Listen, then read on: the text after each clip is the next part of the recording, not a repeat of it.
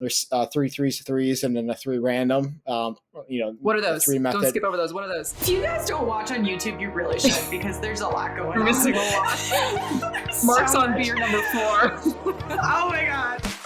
This is the Be More Show for agents, where you'll find real talk, shit talk, and ambition. We're here to build real businesses and be more than your average agent. We want to know what killers are actually doing within their businesses, the reality of it, all tactical, no fluff. So we're here to find out.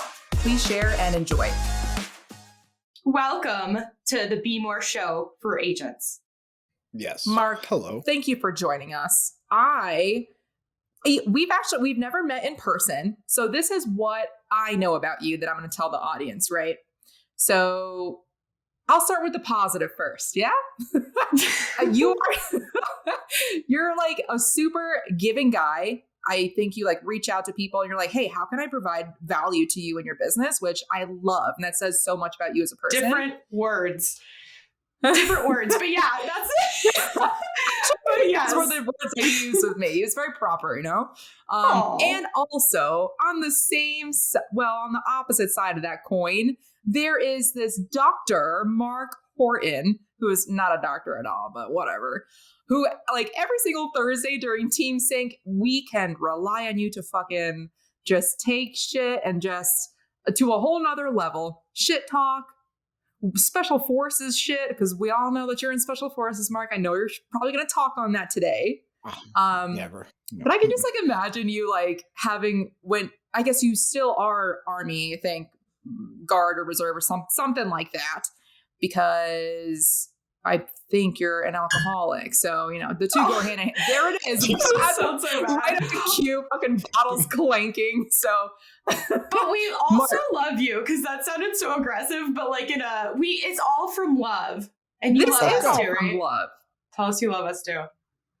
Okay. He hasn't said one word. All right. I'm just taking this all in. All right. We're setting the stage. Right. Now, Shelby, what do you got to say about? Okay, well, no.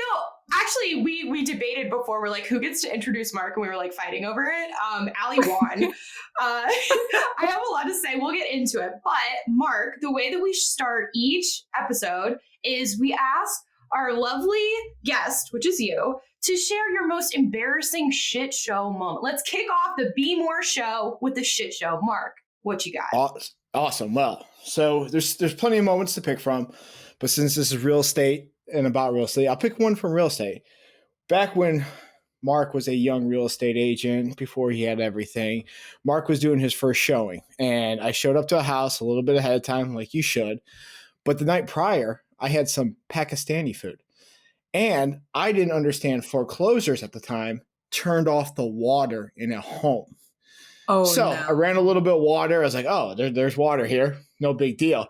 It was water from the hot water tank, I found out later. So go in the bathroom. I have baby wipes in the back of the Jeep at the time, because military, you always carry your baby wipes.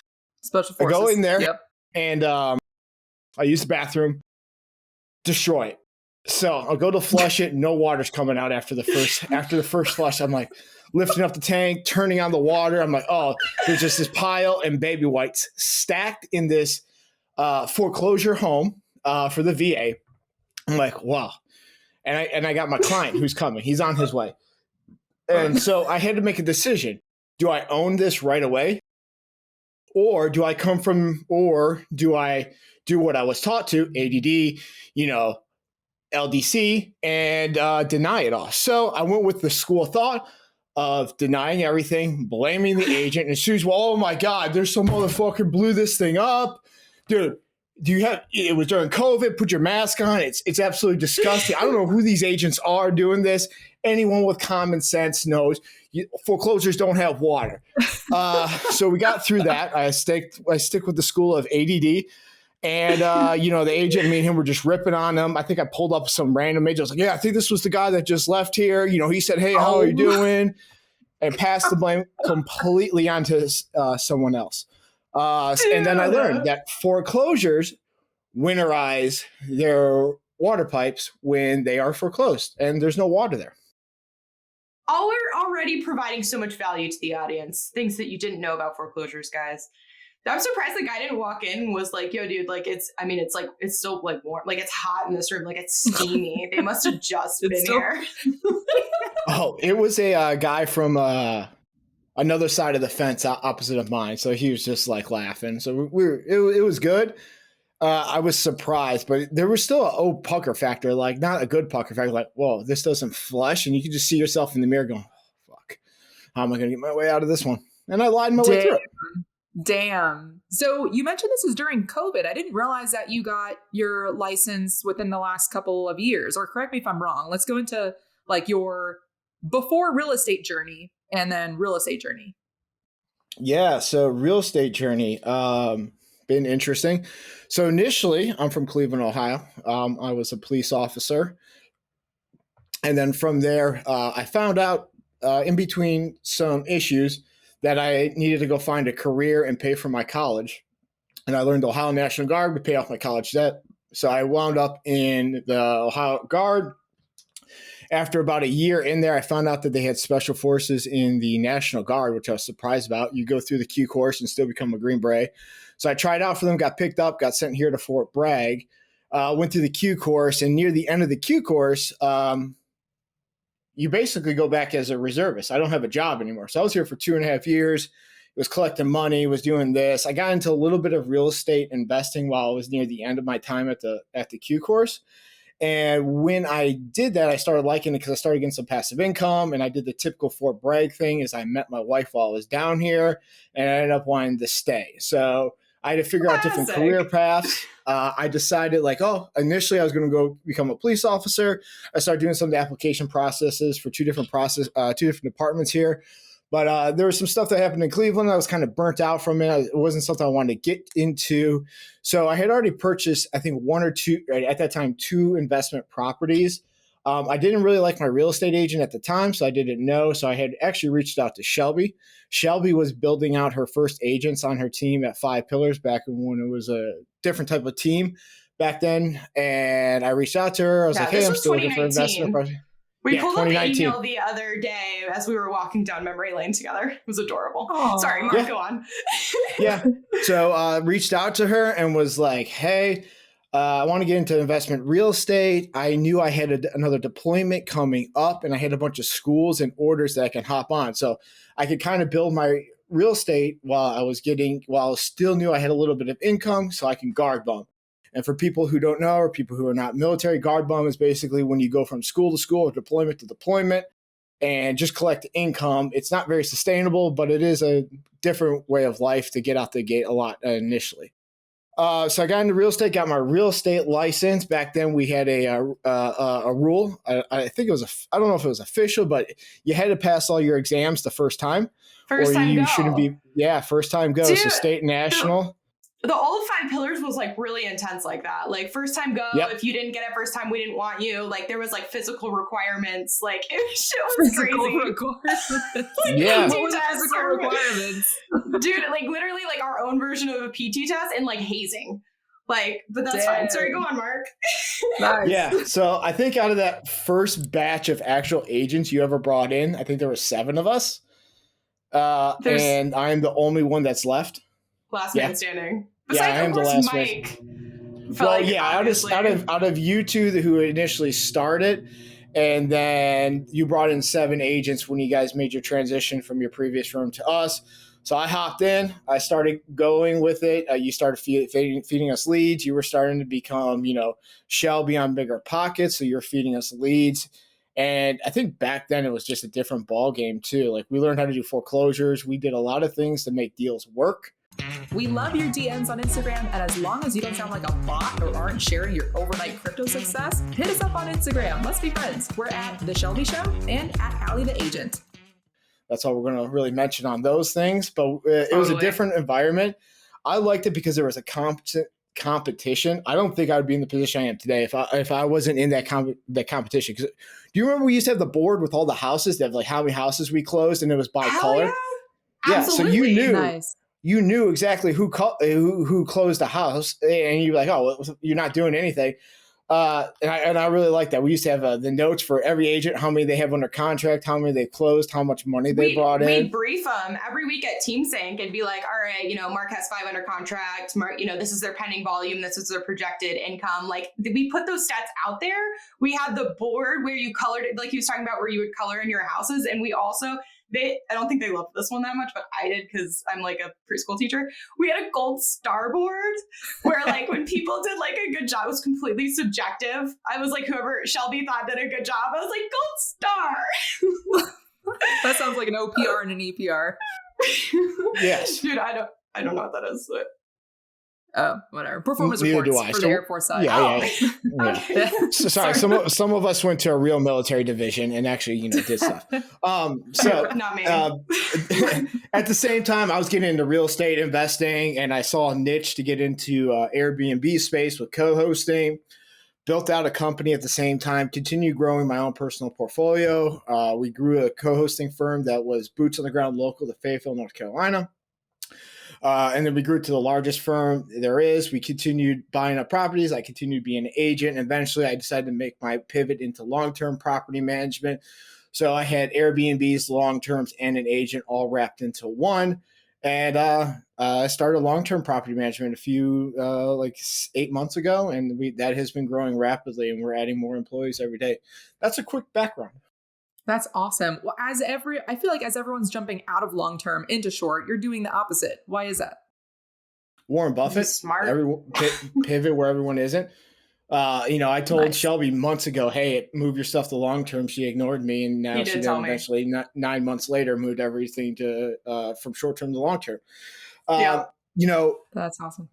I give you credit for that though. Like straight up. I'm like, Mark told me to do this months ago, just so you guys know. Yeah. Go on. Man, there's so many different reasons why everyone should put it into the short terms. But personally, I think it's just everyone's going to eventually shoot themselves in the foot. And all the people that actually know what they're doing are pivoting into long terms, buying up more long terms, even though they're advertising, oh, check out my short term, whatever, in my academy. And this will teach you how to make money in SDRs. But really, you know what they're doing? They're buying long terms. So that's why I pivoted, because I could see behind. But it is market specific too. If people are like freaking out about this, like, it does vary by market. But overall, I mean, I tend to agree with you, Mark. Yes. Yeah. How do you feel, both of you, about medium term? It's on the way to being short, in my opinion. Like short was the big craze, and now, it's just getting incredibly saturated. And so everyone's shifting to medium term. And so that, in my opinion, it's like, just give it a couple more months and like, it's going to be phased out as well. What do you think, Mark?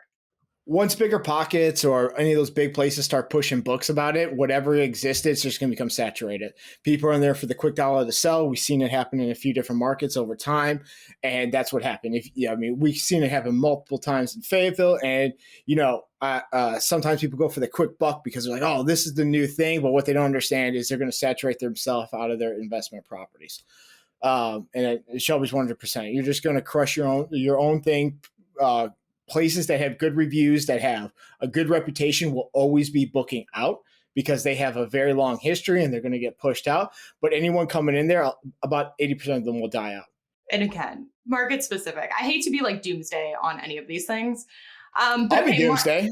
I know. It was so funny because like while you were talking to, I like pulled up, I have like notes on everyone. You guys know that. Everyone in the 5 Pillars community, I got note sheets on you. And I have this first email from Mark back in 2019, and it goes, hello. First of all, I want you to know my friends and wife would call me straightforward and abrasive, but honest, which I think is like hilarious that it's like, hi, I'm Mark. I'm abrasive. Watch out. That is Mark. So Mark. I love it. But okay, so real estate journey, we breeze over it. I kind of want to take you back to like now, because like I know you're still closing deals. Like I know you have your short term and your long term. Like, what does your life look like now? My life looks now. It's hectic, but it's growing and understanding to changing my roles and responsibilities. I know me and you, Shelby, talked to a couple of weeks ago, and it was really kind of eye-opening. Like, I was doing things because I felt comfortable doing them, but what I really needed to do was outsource some of those tasks to them because I knew how to grind it at the beginning level. And for me personally, if we're talking about now, it's where I need to start growing, outsourcing tasks to other people so I can be thinking how to grow the company instead of just maintaining it and keeping it a bottom line. So for me at this point, it's moving from being on that front line to taking a step back, bringing people in to handle the day-to-day tasks so I can oversee how the growth of the companies are going to happen. Dude, I love hearing that. And just a little more on that same question, which I do. I fucking love hearing that you say that you're going to do that. But on the agent stuff, are you still like, you're still working with investors? Like, what does your agent life look like right now? Oh, agent life. Thank you for specifying finally, because, agent life. So for agent life, I don't do any marketing. So I have my regular clients that I have. I've always been very specific, or I specialize in investor clients. So I have the same 10 to 12 clients that continuously come in and bring cash offers. As they reload, they come in here. So my daily life is basically first thing in the morning or some part early in the day, I look through certain search criterias that I have to look for any investments that might be good offers for these people. I have a whiteboard on who's looking for what, whether they're turnkey, whether they're BRRRR deals, whether they're flip deals, and I see if it fits their criteria. And if something does, I have an automatic, or I don't have an automatic, but I have a template that I send out to people like, hey, check out this property. These are kind of the comps where I see the ARV. Don't know what the rehab cost is. But traditionally in this neighborhood, traditionally, keyword, I've seen this being the type of rehabs that have gone down in this neighborhood with what they were built with. Let me know if you're interested. And then I send that out, or some days I don't. And then I just continue moving on to everything else. If someone responds to me, then I start digging deeper into it. If no one responds to me, I move on to the next one. They'll call me when they have more money or ready to make a deal. Okay, and I have one little question because I know we want to shift in another direction, but real quick. So it sounds like when you're working with clients, what you're really doing is you're working the deals. And I feel like that, and correct me if I'm wrong, but like that's a really, I've heard you say it a couple times, and I feel like it's a really smart strategy where it's like, of course you have all the clients who are looking for particular things, but if you're working with investors in particular, whoever has the deal has the power. So if you wake up and that's part of your routine where you're like, look, you're searching for them and you're pushing it out, as opposed to what I see a lot of people do is they find the investor and then they run around looking for deals for that one person. It's kind of like a reverse. Is that correct? Yeah. So, because you got a bunch of guys in the same criteria. I don't want to just pick favorites. Hey, this guy's my friend. He sent me a bottle of whiskey. I'm just going to send. No, everyone's going to send a deal. Send me your best offer. I'm going to submit them all. If we get it under contract, you're going to pay me my minimum fee. And it's a two-pronged thing. If there is a person on there who just bought something, so maybe they're not reloaded, I'm staying top of mind because they're still seeing I'm sending them emails. So it's part of my marketing piece as well, is they always know I'm sending them something. So when they're going to make a deal, they're like, oh, I've seen Horton's emails 5 fucking times in the last month. Maybe I'm going to contact them up. And I'm trying to keep them in my market where I'm doing deals with them. If I can't find anything, I tell everyone, hey, go find somewhere else. Right now, we're not seeing anything. And there was a gap for about 8 months where we really didn't see many deals just because people were buying properties I personally bought were an insane price. So we kind of shut it down. I went a little bit more residential for that time. But now with the higher interest rates, all my cash buyers are coming back in because it's thinning the pool out of the people who were just buying because of the low interest rates. So the experienced investors are always going to invest because they understand market trends. They're going to take a little bit of a cut now, but because they understand in 12 years, the interest rates are going to drop. They're going to refinance because they're going to have equity built into the property and the price is going to go up. So they're okay because they understand the long-term thing. They're not a short-term gain investor. You know, you do sound like a doctor. I'm liking it. I like you have a good name. Did you see how he like really subtly he was like, I'm not gonna favor the guy who brings me a bottle of whiskey, and he's like winking. I was like, okay. Points to it behind him. I know.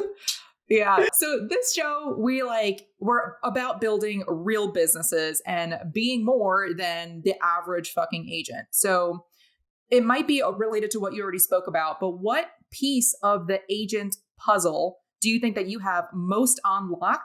And what can you share with the group? I think it's honesty. I think too many agents try to make a deal happen that doesn't, or where I'm willing to let an investor walk away if we don't find the right deal, because I am not afraid of, I don't need my income from an agency because I have other things.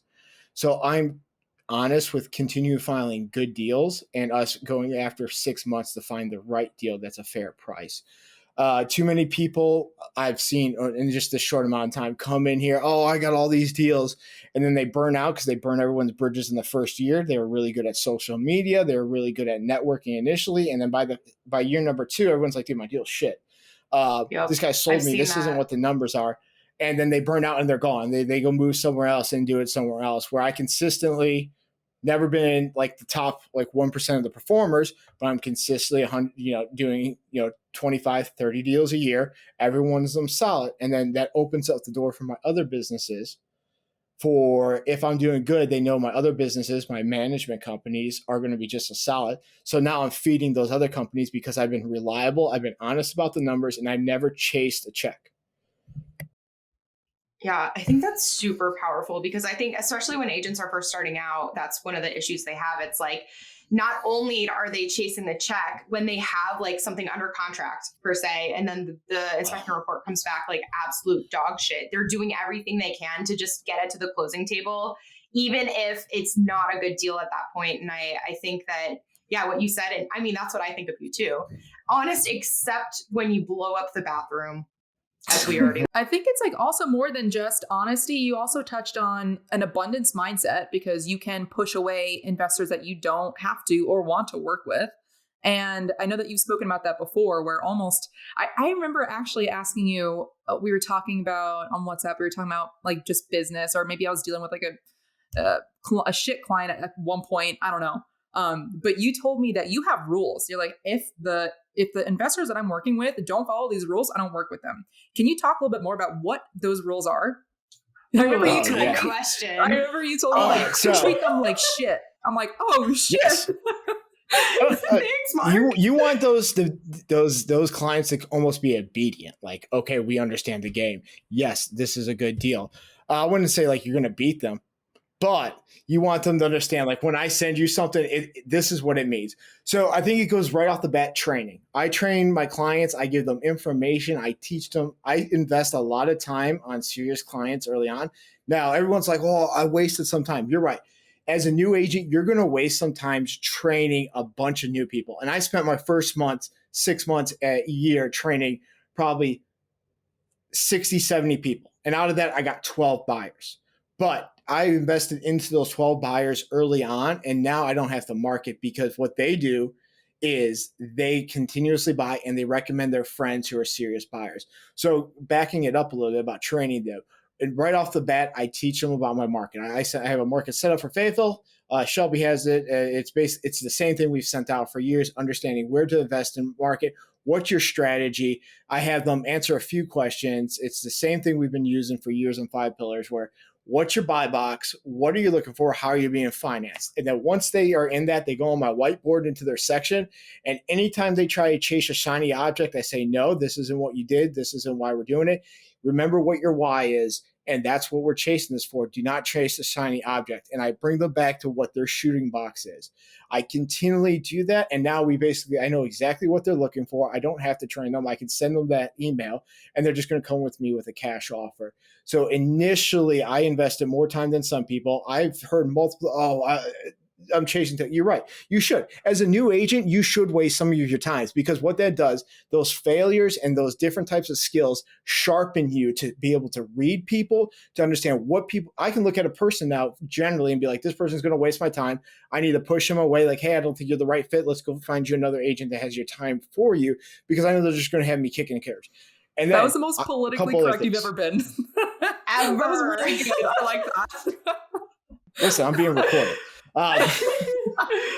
Listen, I used to wear a body cam. I know how to like turn it up when I'm going to be in a court. So no, but with that too, once they become one of my investor clients, like, I'm not leaving the door unless the investment property makes sense with the numbers. If I know no one's like, if this is way overpriced, hey, I think it's at this. If what we should offer at, and then someone responds, yeah, I think that's about right. I'm not kicking doors down for just any old property. No, hey, this doesn't work. This is the ARV. I can already tell it has no HVAC, windows are wood. It's going to be on a crawl space foundation. This is a 1960s house, so it's going to have some type of aluminum wire, or it's going to be early 90s polyurethane water line. So I already know what some of the issues are. Like, hey, this rehab is going to be way outside of our buy box. Let's back it off, go to the next one. That keeps me from having to go to 100 properties. I'll see 3 properties and have a cash offer usually on one of them. And that's how I minimize my time and be as most efficient as possible. I have so many questions, but the one that is the most recent one to come through my brain is, and I've heard you do this for years and I can't believe I've never asked, how do you know so much about like the construction piece of it, like the home in general? Because honestly, you know way more than I do when it comes to like the details of when you walk through a home, identifying X, Y, and Z. So like, where did that come from? So initially, watching my dad kind of jimmy rig our whole house growing up and then yelling at me like, oh, you don't fucking understand this. This is what it is, you piece of shit. From there, it moved into a good appetite of like, hey, I still like construction no matter how much you didn't or did tell me, but I learned a lot and he taught me a lot from there. It moved into like, I was always kind of doing handyman work. I had like 4 jobs after I got kicked out of college football and before I went to the military. So I had like 4 jobs and some of that was construction and different things. And then my first job in the military was a heavy equipment operator. So I drove D6 dozers, front end loaders. So I learned how to pitch a road and different things like that. And then after that, I rolled into when I became a Green Beret. My job as a Special Forces Engineer Sergeant. You spend 6 weeks actually learning a bunch of construction stuff. And then once I started investing, my first couple of houses, I did all the work myself. With YouTube TV and buying tools and just figuring out how to do it. And I kind of grew up with a lot of electricians, so that part I really knew. And then I just figured it out. And then I would bug the ear of all my contractors. And one of the things I do even still to this day is if I have a contractor, I'll show up to the job site once every 2, maybe 3 weeks, see what they're doing, ask more questions about what the prices are. Like, oh man, they've gone up. Oh, this is what a hot water tank is. So I'm continuously getting the updated information of like what a hot water tank is because I'm seeing what's going on my properties. I'm visiting them. Hey, especially if they email me with something that's weird, like, hey, this is messed up. I'm coming to the job site the next day, so I know what to look for on future houses for my clients, also for my own investment portfolio. That's how I continue to learn is I just go out there and see my own projects and meet with my contractors. I don't bug them, but I get out there for 30 minutes. I bring them coffee from Starbucks or Dunkin' Donuts, and I pluck there for 30 minutes. It's a bunch of knowledge, and that's helped me gain a lot of understanding of how the structures are built here in Fayetteville. And it allows me to roll into my clients like, hey, we're going to see all these issues traditionally in this neighborhood. I always use the words traditionally because it's never for sure. And that kind of gives me totally. And that makes a ton of sense. And I think that there was like a ton of different nuggets in there. But the one that I really like about you in particular, that you've always been this way, it's just you are actually curious. Whereas I feel like most people who are they just want whatever answer they need right now to fix that one little patch fix problem and keep moving on with their life, you know what I mean? But you're like literally curious and wanting to absorb. So, yeah. And the other thing I was going to ask is because you're talking about working with investors, which I know you do a lot of, and I know the price point in Fayetteville, and I know the answer to this, but I want you to say it. So like, what do you do to mitigate the fact that, 3% on an $80,000 house ain't jack shit? I have a minimum fee, and they know that. So I have a minimum fee that they're going to pay. All my consistent, and if anyone says no to my minimum fee of, right now it's at almost $4,000, then I'm just not going to work with them. I'm going to walk away. You're not having me chase dollars for any money. So, and it goes to my first conversation with any investor. That's what I was going to ask. Key is when do you bring it up? Very right off the bat. Dude, don't be a weak little bitch and be like, oh, at closing, hey, my $4,000, because that's just going to upset the investor and he's not going to do another deal with them. Half of them will just pay you and never call you again after that. right off the spat. I go, hey, this is my minimum fee. You're getting all of this. You have access to my property management. So we have better comps than anything you're going to find. You have my STR company. You're going to have better comps than you find. I'm also an investor. I started as an investor first. Here's my portfolio so you can feel, so you can check it out. Like, hey, I'm not full of shit. And I'm doing these types of deals myself from here. So you know who I have access to. And then there are certain people that I get first look at some of their properties before they send them out to other markets. So you're going to get some exclusive offers or some deals before they even hit the MLS or different wholesalers because we have management agreements with them. And that's what you're paying for. I give them everything, but the problem with you got to close. If you're going to do something like that, here's the thing. Here's the thing. With something like that, and you're saying you're entitled to the $4,000, if you don't close, you don't deserve it. So don't ask for it. If you're going to bet on yourself like that, you better be closing and continuously giving those people deals. And then you'll earn your wage and then you'll earn the reputation. But don't think you're entitled to that money if you've never done anything.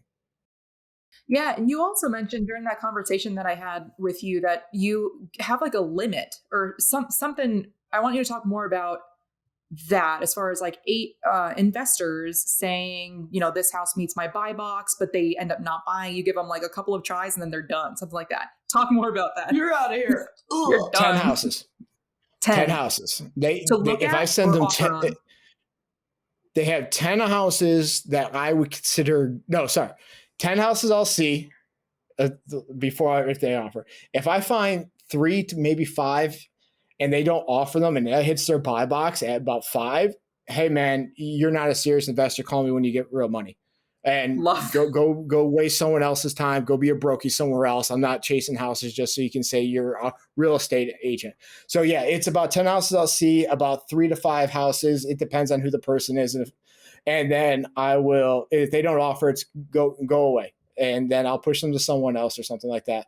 And I'll be very honest, like, hey man, we've hit a lot of houses. You haven't offered on either. You're not being clear on what your intentions are, or you really don't have money. You want to feel like you're an investor because you have an agent looking for properties for you. So you can tell all your friends you're an investor. I'm not that type of agent that you're just going to be able to brag about. So go find someone else that will do that. Fuck off. Yeah. No, dude, I love it. And so that's one of the things too, where it's like, you probably, you're abrasive since day one, but most people, if they were living this life, well, like that's where you're talking about where you have to like go through and waste your time because you can't establish your left and right limits or understand your own minimum commissions until you've worked and seen like the red flags and lived the pain. And over the time is where it like develops into this beautiful doctor who's sitting in front of us today. So lovely. On the commission thing, like you have that conversation day one, are you including it? Like when you sit down in the morning and you're looking at the houses and you're sending out deals, like, do you include any piece of that? Like if, not that you're running numbers for them, but you know what I mean? Like, is it in any sort of analysis that you do with them or it's just that upfront conversation? Like, what does that look like? Usually an upfront conversation. If we're consistently buying, they should know. If you are just coming back after we did a purchase and there's a few months off, I'll remind you a couple times. But at this point, you're an adult. And if you don't remember that at the end, plus you're signing an agreement, a flat out agreement that's a single page. It's not hidden anywhere. It's a one pager saying, hey, this is my minimum, very spelled out for you. So if you go through .loop and you click and don't read your agreements, I have told you via email. I told you in person. We've done previous deals from each other. You re-signed it. I have a text message thread. Then that's not on me. If you're not smart enough to remember, then that's not on me. I don't estimate I give an estimate on closing costs, and when I give estimate on closing costs, it might be in there. Do you sell houses too? And how does that go? How does that work with, what are your rules as a listing agent? So I do have listings. I have a few. If anyone's looking for Sanford, I got one. Please hit me up. Oh my God. I got another one coming next week. All right, they can just go to your website, but yeah. Right. For listing, I think it's a little bit easier. I tell it's the same thing. Hey, this is my percentage. This is what I'm going to get. I'm one of the few people that believe a buying agent should always get 3%. That is my personal thing. I will never tell someone else that's what they need to do or that is a market standard. I do not say that at all. But I say, hey, I give 3% to the buying agent. I take 3.5 or 4%. It depends on how much I'm going to do with that deal. And that's what my percentages are. Once again, it's the first conversation. Hey, this is what we're going to offer you. You're going to have all this. I do use the 5 pillars team as one of the things I back up. Listen, we got agents all over here. We're going to hit a social media. We're going to push this property. You're going to have agents that are going to be internal that are at least going to see the property. So I'll know if there's anyone in Fayetteville that are in our internal team that's going to match that buy box. Dude, you like talk on 2 times speed. Like, damn. Okay, well, it's funny because, like, Mark, I remember, so, you know, in the time where it was like the properties are just flying off the market, like on the peak of COVID, and like all of these listing agents are just like slicing away the buyer's agent commission down to like 2.5% and then 2% and whatever. And Mark is like the whole time just like flipping tables, so pissed. And was that, yeah, and is that because, wait, why? Because you think it's bullshit? It's because before COVID, I remember that they were offering 3.5% or even, I think there was even some 3.75% to sell new builds, to sell houses before COVID to buyer's agents because properties would sit there 90 days before we would even question why it hasn't had an offer.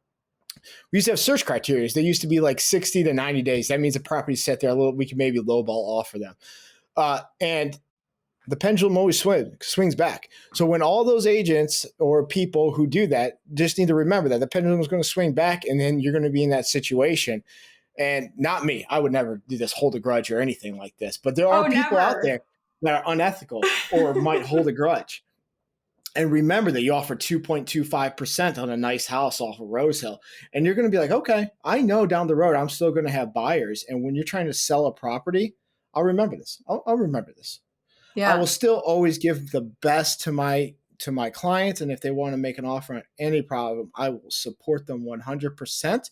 I just personally will always offer 3% to all agents. I want to do a role play. I want to like hear what this conversation looks like. You know, like from, I don't know what type of investor I should be, but someone who's like just there to waste your time. I want it like, can I be the investor and you just be Dr. Mark Horton and like take me through this conversation? So say your limit is like viewing 10 homes and say, we reached house number 10 and I tell you that I'm ready to buy, but also I never end up putting my money where my mouth is. So you're calling me to, I don't know, is that what you do? Do you do phone call? Do you do email? If they're local and at the house, I'll do it in front of the house. If they're on the phone, you just come strapped. He takes him out back and he's like, okay, bitch. Okay. Say then you show up at my house. How does that go? Okay.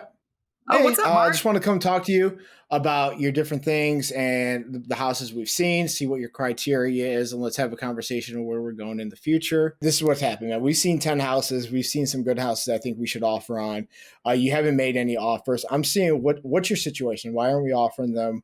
What's going on? I want to know why, because I remember what we're trying to do. We're trying to accomplish something for your family or financial independence, yet we haven't made any moves to that, even though we've seen really good houses. Yeah, no, I mean, I just feel like those houses, there was just something about them that just like, it just didn't fit and the numbers didn't work for what I was looking for. So I think if we just continue holding on a little bit longer, I'll find the right deal. I got you. And I really respect that. I like that you have a very solid search criteria that you believe in. But to be honest, I've given you multiple deals and they have been great investments in my eyes. Obviously, between me and you, our communication on what we consider a good deal isn't solid, or I'm not understanding exactly what you're looking for. So I think at this point, because I think you need to get a little bit more experience, you need to figure out what your buy box is or find more money. I think at this point, you need to move to another agent. I'll help you find another. I've purchased 2 homes before. I have experience. Oh, that's good. Yeah, with your VA loan, that's not investing. So Now that we're looking for investment properties for your financial independence, I am someone who has built multiple people up, and I continue to show you good deals. You haven't acted on any of them. So I think at this point, I'm going to pass you off to another agent that can help you figure out what you're looking for, and so you can continue your search. Has anybody ever like spoken? That was awesome, Mark. Thank you. Has anybody ever like argued over that, or how does that typically end up with like the clients that you've been working with? There's a 0 to 100. That was 0. Oh, zero argument? No, there's a 0 me, nice and calm, and then there's a 100. There's not a 50 to 75. So that I think it's only happened with 2. I know for 1 happened in front of a house, and I was like, "Hey, man, I'm not showing you any more houses. You can either go find another agent. I really don't." I was like, "I really don't give a fuck. I'm not showing you any more houses. You can call 5 pillars. You can do whatever you want. I don't care. I'm not picking up your phone anymore." But that was also because that was a friend of mine.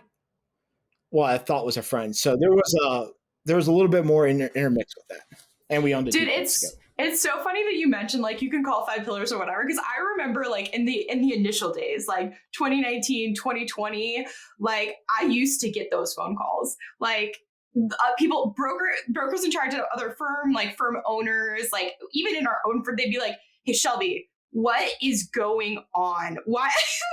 like the Mark Hortons and like all of the people were just like out there doing incredibly like creative and assertive things to get things done. But the old school broker situations were not always a fan of that. And so I had to like put on like my professional hat and be like, "Yes, I understand. I'll speak to them." And then I turn around and be like, "Mark, what the fuck? If you're going to do weird shit, you need to." So good days. Good times. Some of those grudges are still being held, by the way. By the other, oh really? They're still, y'all. They need. That's okay. Listen, you're not innocent out of this one, Shelby. All right. I'm always innocent. Moving on. Next subject. I want to touch on. We also, as part of this podcast, we have every guest bring in a golden nugget, essentially something of value that other agents can like no shit use and start implementing into their business based off of what Dr. Mark Horton says. So what are you providing to the audience? How can you help them? And all the things. What is your golden nugget? Checklist, it can be like screening, a cheat sheet. It can be like a post, like a video that you've done, whatever. What you got? So for like things I use, my golden nugget's a whiteboard. Absolutely love them with dry erase markers. They make me feel good as I mark off task. It's great. Continue. What was your question? Would you be able to maybe like sanitize it or just take a photo of it? Yeah. So that way other people can replicate. Yes. Your investor board. I think so, because I have notes. And this goes back in the day with .loop, and we would title certain people in .loop with nicknames, and we didn't realize that those nicknames would go out to people. Oh my God. Literally like our contracts, like it would be like, Ali Garced talks a lot, like what, and then we realized, oh my God, that it went out. Hey, it's the honesty. It goes back to the honesty. Okay, so we can't take a picture of the whiteboard, but no, other golden nuggets. I brought that up because I know Shelby hates whiteboards. She has something against whiteboards.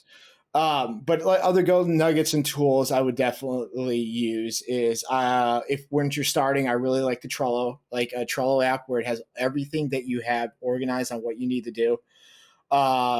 So Trello, especially if you get on your computer, you can copy and paste your very specific, like, hey, this is what I send in this situation. Copy and paste it, and then send in the email, or this is what I'm going to put on my offer to purchase. I need to remember this. Click, click, click. I think that keeps a lot of people organized because it's on your phone. It can be on your computer. So I used to really like Trello. I think that's very, very beneficial for new agents to make sure they hit all the right things.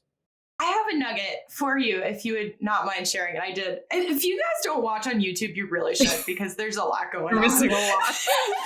Mark's on beer number 4. Oh my God. Yeah. I just checked my sweaty armpits. But okay, I think it would be really helpful if we got a copy of your like maybe the piece of your buyer agency agreement that like outlines the cost. Because I think that having that visual, literally even just that one page of like how it's worded would help other people, maybe if they're working with investors or, you know, doing an off-market deal and want to negotiate their own commission. Is that okay? Can we do that? Absolutely. I already have it. It's perfect. It has the 5 pillars symbol on the top of it. So I'll definitely send it to you. Nice. And actually, if you've ever had a conversation via email, as far as firing a client, I think that would super help too. If you've ever done that via email. Nah. Okay. It's always in person. I love reading Mark's writing. It's a gem. Guys, if you do not know Mark Horton, you need to DM him on Instagram, get his number, and then just have a text conversation and your life will be changed forever. It's amazing. Yeah. And secondly, there's certain things you don't put in writing, Allie, who used to be a special agent of whatever in the Air Force. All right. Snitch. And some things you need in writing, Mark. Exactly. Some things you need in writing. Some things need to be a telephone conversation and make sure it's not on a recorded line. All right. And some of the conversations I have with people, whether it's firing them, don't need to be on there. We kind of see like what your agent life looks like. And I want to know what the next 6, 12, 3 years, 8 years is a timestamp for you. What does that look like? Give us an overview. All right. So over the next 6 months, year, we'll probably be building out our own team. That's under 5 pillars. So it'll be local to Fayetteville. At the same time, we'll be hopefully acquiring an office building. So my property management and everything I have going on will be centralized. From there, we'll add some pieces to that property management that could be key to separate us from a lot of other people in the Fayetteville market. So as we continue building out Fayetteville, we have a dream of kind of what we wanted to see, and it'll be a blueprint for other things to come, whether we launch in other markets or we do some type of deal where other people can learn from us and be able to take that to other markets, exactly what our blueprint is to be successful property managers, which will incorporate maintenance, STRs, and agency all in one house. So it'll be a one-stop shop. We'll be like a Walmart, but local and family owned is our goal. So you are a property management owner of a company. You are an investor. You are an agent. You're growing teams. You're doing a lot. What does your average day look like from start to finish working everything that you do? Wake up at 5:30 or 5, around there, whenever the baby gets up and cries. After that, I wake up the wife, hey, you need to go take care of this. Immediately go for a run. Sorry, Mark. Wake up the girl. Okay, wake up the wife. It's adorable. Okay, go on. Wake up the wife. She takes care of the kid. I immediately get ready. I kind of sit upstairs and I put on my whiteboard. I have a small whiteboard for like 12 daily tasks. There's 3 3s and then a 3 random. What are those? 3 method. Don't skip over those. What are those? I have no idea what you're talking about. Please tell us. So I have a whiteboard. Yo, real quick. This podcast is not free. Cost of admission is sharing with a buddy who'd benefit or throwing it on your Instagram story. Tag us. We'll reshare that shit. So there's 3 things for agency task. There's 3 things for property management. There's 3 things for overall business, whether it's like taxes or I need to file this or that. And then there's 3 random things I do at my house. So it's amazing. 12 things. And if I get that done, I go play Call of Duty. Once that's all done, I go play Call of Duty. So I write that 12 things down on my whiteboard. And then I usually go for a run and try to get a lift in or hop in the ice and then go for a lift. And then I got rehab because I got a bunch of injuries I'm trying to actually fix for once in my life. After that, I immediately go into any contracts that I have to write from the night before. I get those out immediately so everyone has the full day. I hate people that send contracts at like midnight and expect them to be done by that same day. No, I'm trying to get you contract at 9 so you have all day to finally figure it out. From there, if I have to do stops, if I have to go check properties, take photos, inspections, that's when it goes to there. Walk properties. I personally walk. I do all that between 12 and 2. because that's the least amount of traffic in Fayetteville, and that's the most efficient amount of my time. By 2:30, I like to be back at my house. The kids are waking up from a nap, and then we go outside for an hour and a half to 2 hours. So they're out in front of the TV, they get fresh air, and they're not becoming like little betas, and they're actually being outside and having fun. At about 6:30, the kids go to sleep. I kind of plan out the rest of the night, whether I have to do some more work or am I going to be able to watch a little bit of Netflix? Yeah, Call of Duty. Whatever I have wrapped up, I finish that by try to get to bed by midnight. On the back half, if I get everything done early on, if I'm really crushing it for that like 5 hours, then I'm good to go to mess around. And what I do each day depends on which company needs the assistance. You get 5 hours of sleep and you're good to go? I did say 5:35. I said I try to go to bed by 10, and that gets about 7 hours of sleep. Oh, let the record we'll replay, but that's fine. Go ahead and rewind it all I want just because you misheard something. Oh, that's it. Dude, I'm waiting for the, now I'm mansplaining things. Oh, I got it. Dude, okay, the 3x3, that is really cool. And I've never heard that. I don't know if that's like a common thing or like a Dr. Mark Horton thing, but like if you have multiple businesses and you just have like a chart and you have your 3 for each, like I feel like that's super smart. Yes. I love that. And then you feel accomplished once you get them done. There's always like one day where it's like I put off too much and it's just like all 12 things are for one company. Those are the worst because you're just sitting there doing one thing and you feel terrible. But other than that, yeah, I like it because it gets me into businesses for everything. It allows me to like know what's kind of going on, and then I can move on and feel good because I swipe it off of my finger because it's dry erase. Oh, the dopamine hit. Do you do that on weekends too? Oh yeah. I mean, come on now. We're all entrepreneurs. You don't have weekends off. You get like a Tuesday, Wednesday if you're lucky. This man works so much. It's crazy. But I guess that goes back to what you said in the beginning about how like part of what you're working on right now is adjusting roles instead of doing it all and like hiring the leverage that I know you can afford in your business. It's just more of a mindset thing than a financial thing, I think, for you. Anyway, I think that's cool. I'm curious about like this day that you just laid out. What are you eating? What are you eating throughout the day? I want to know. I mean, whatever the wife cooks. The wife. Does she pack you like little bag lunches? No, every Sunday she cooks for all of us for like the stuff, and then she cooks breakfast like almost every morning for the kids, and then she makes me like, she's cooking for the kids, so they're eating fresh meal, not shit that they buy from the store. So she just makes a bigger batch for me, and then I go off. And then occasionally there's probably 2 or 3 days a week where we have, business lunches with different clients, and that check marks that box, and then we move on.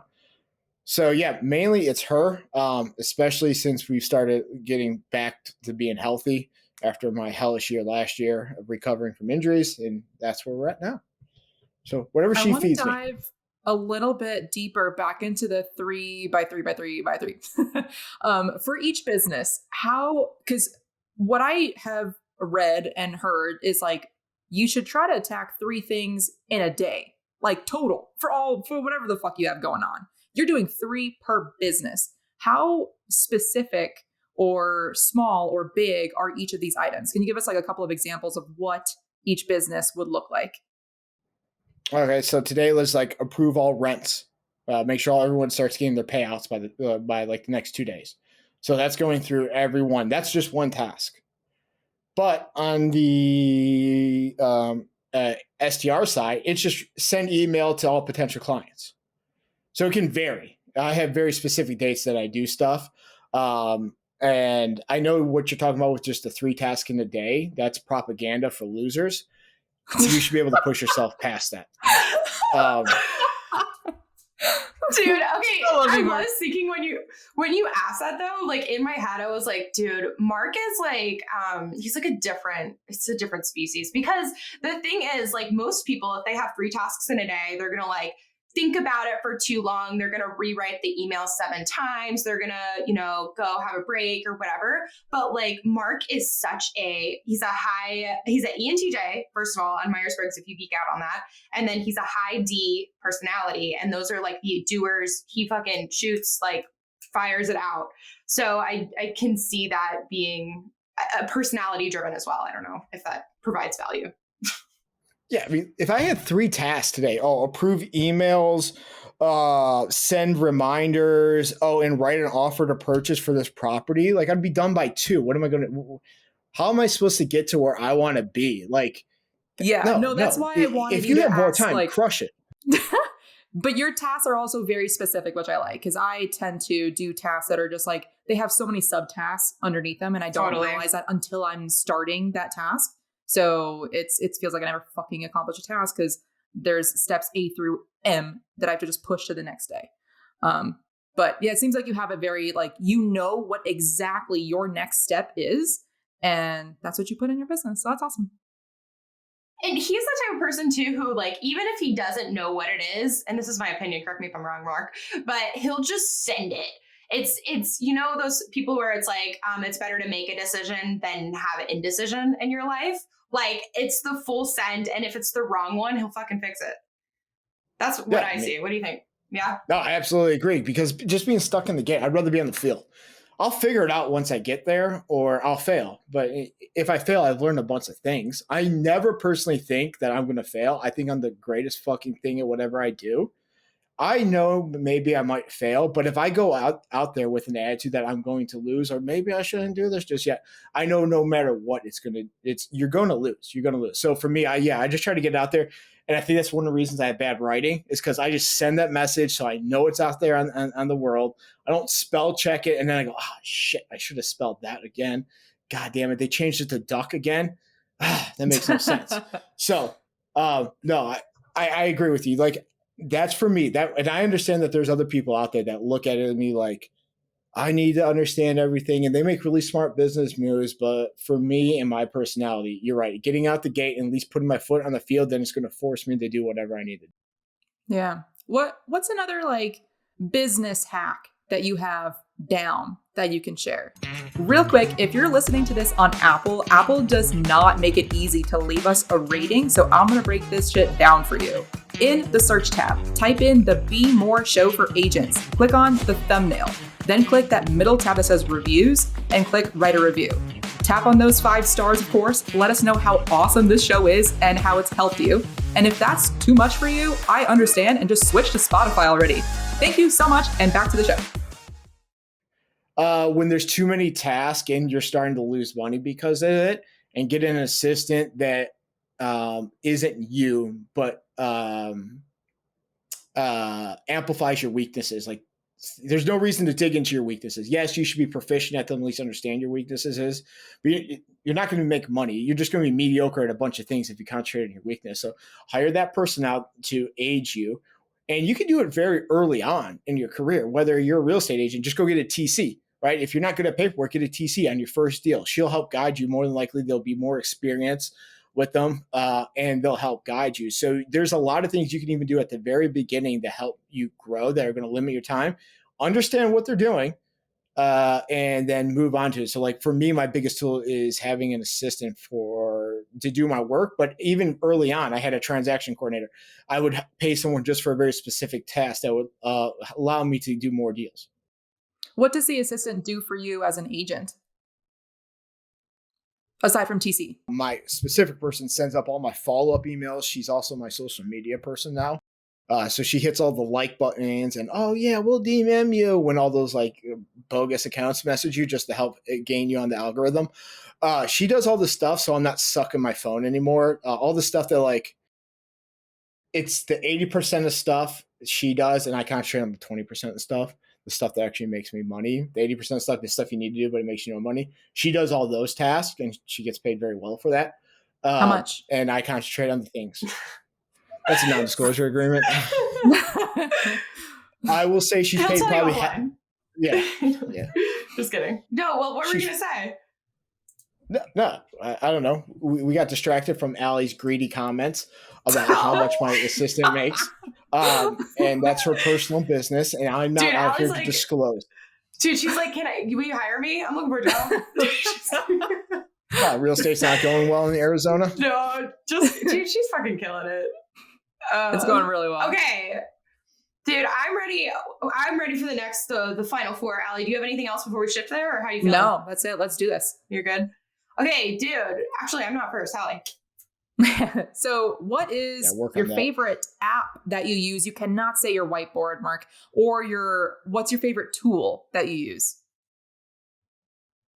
It could be in anything. It could be life. It doesn't have to be business related. Dude, he's literally like caveman. He's looking at you right now being like, I use club, stick, rock. My favorite app, since we were asking this question, would be WhatsApp.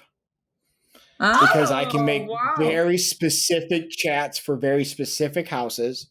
So it organizes me on that one property. But yeah, WhatsApp. So I have very specific conversations for this property so I can upload it. I have multiple owners that are military that are overseas. They get WhatsApp. They get to use it because of the way the EU works and it being a communist. So we use WhatsApp and it puts everything in one area. Dude, I feel you so hard on that. I love WhatsApp. But next, what events are you going to this year? I'm probably finally going to make it to Bigger Pockets convention. And then there's a internal team trip with a bunch of people that I'm iffy about going, but I'm going. Shut up. You are so excited. It's going to be the best time ever.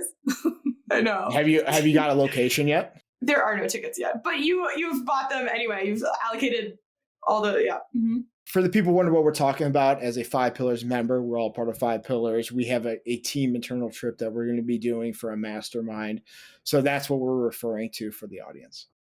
That was so kind of you, because we also did not fill the audience in on the fact of the Slack. So Slack is our internal team communication platform, and we were debating about going to Facebook, like a private Facebook group instead. And the votes came in and it was really tight. And then, at the end, Slack just like made it just by a hair. And Mark thinks that I really rigged all of it. He thinks it's a scam. But anyway. How can we help you, or the audience? How can anybody help you in your business? Well, if you're in Fayetteville and you're looking for a buying, listing agent, or property management, hit me up. You guys personally, I'll probably be bugging you, picking your ear, because I think I'm going to commit to doing my own podcast. But mine's going to be as it's going to be bringing people in. It's going to be a conversation. You're going to either sit at my house. It's going to involve, probably drinking, all the great stuff about it. And we're just going to talk about one terrible guest, landlord, tenant, client, and we're just going to sit there and kind of roast them for a little bit, and then we'll do lessons learned at the end. I like and we're just going to have a real conversation where we're just sitting at a table like, dude, this motherfucker, this is what he did. And we're going to go into that type of stuff. All right, well, what'd you learn from that? Oh, dude, that sucks. Oh, he shit in a foreclosed house? What an asshole. What an asshole. Okay, that sounds good. We'll help you with the podcast gladly. And where, in the meantime, before this podcast comes out, where can people find you? You can find me on Instagram. You can find me in Fayetteville, North Carolina. At Mark Horton II or Mark Horton II, Pineland Property Management, Horton II Rentals. You can find me at any one of those places. Come out to your local Pines and Property if you're in North Carolina. You can find me there as well. If you need to contact me directly, you can hit me up at mark.horton@exp.realty, Pineland Property Management @gmail.com. And you can also hit up our website, pinelandpropertymanagement.com. That's perfect. Yeah, I was going to say, I'm just going to give out your personal phone number and hit them up on WhatsApp. But, yep. Well, if you want to hang with us, we're Allie _the_agent. Allie with ALI.